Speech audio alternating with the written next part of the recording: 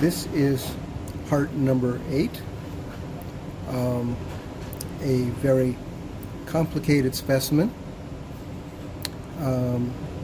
This is the heart of a 36-year-old man who had a murmur and mild cyanosis at birth and started needing surgery about at the age of 14 years and had multiple surgeries from that time onward. He had intermittent superior supraventricular tachycardia and atrial flutter. 2 days prior to death, he had dyspnea and orthopnea, palpitations, and black stool, and sudden death while awaiting an echocardiogram. Part of what we're looking at here is a conduit that had been surgically inserted and then was cut into during the autopsy. So this was not open. This was not open during life. There are lots of adhesions around this heart, so the external landmarks are a little bit obscure, and we'll have to really look at this from internal landmarks. And so we open up on the right side, and we can see that even though we can't see a right atrial appendage, we can see it from the inside, a typical right atrial appendage and a typical right atrium. Where his foramen ovale is, we can see a piece of suture material. So this is a place where an atrial septal defect had been sewn shut at some point in the past.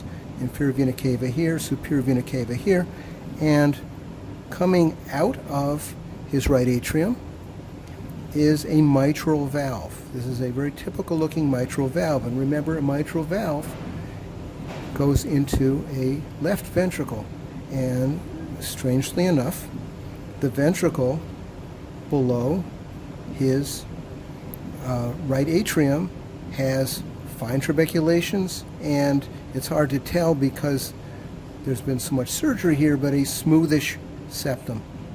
So this is a left ventricle on the right side. Where this suture material is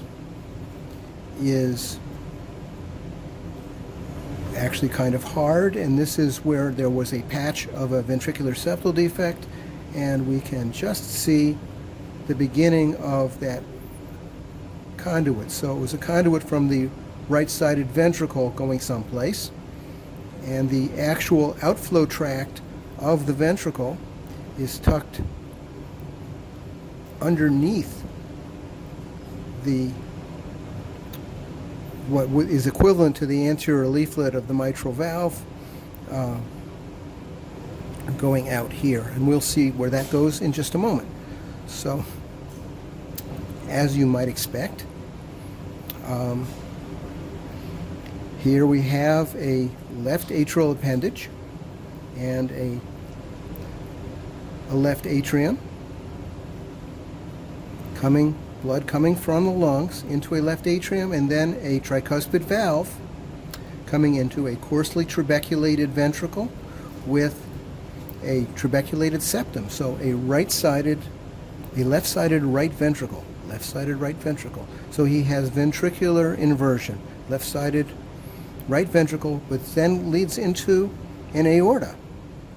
And the aorta, here you can see a coronary artery ostium there, another one there, and the head and neck vessels here. So, inverted ventricles. Now if we look, here is the aorta. The aorta is on the left. Aorta is on the left, and the native pulmonary artery is here behind the aorta. So once again, aorta is anterior. Anterior aorta means transposition. Aorta is on the left, L for levo. This is an L transposition of the great arteries. Aorta on the left, pulmonary artery behind and on the right, and there it goes down into the right-sided left ventricle, and it's stenotic. I can't put my finger more than about a centimeter into it. It's very tight, and that was his other problem. He had at the time of birth, he had a ventricular septal defect, and he had pulmonic stenosis. And eventually he had a conduit from his right-sided ventricle to his pulmonary artery in order to bypass his stenotic pulmonary valve.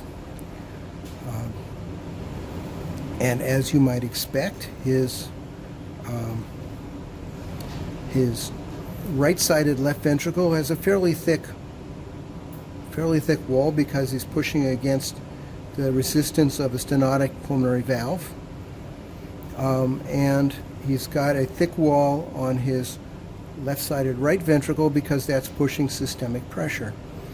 And as in the case of the previous patient, a right ventricle, in this case on the left side, is not engineered for pushing systemic pressure for a lifetime, and that hence is the reason for his arrhythmias. And I'm sure that smoking crack didn't help his arrhythmias any. One of the other reasons for arrhythmias in these patients is that when you have inversion of the ventricles, the conduction system doesn't go where you think it might, and I don't actually know where this person's conduction system went.